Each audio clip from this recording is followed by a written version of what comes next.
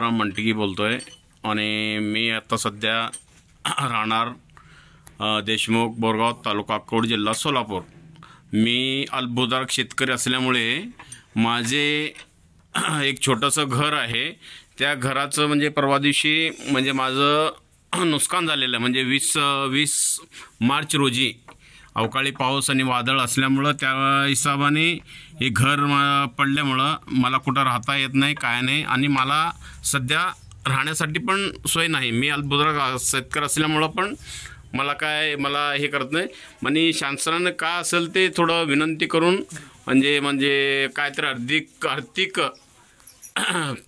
पडझडचं काहीतरी आर्थिक सहायता केल्या आपलं करणे ही विनंती आहे।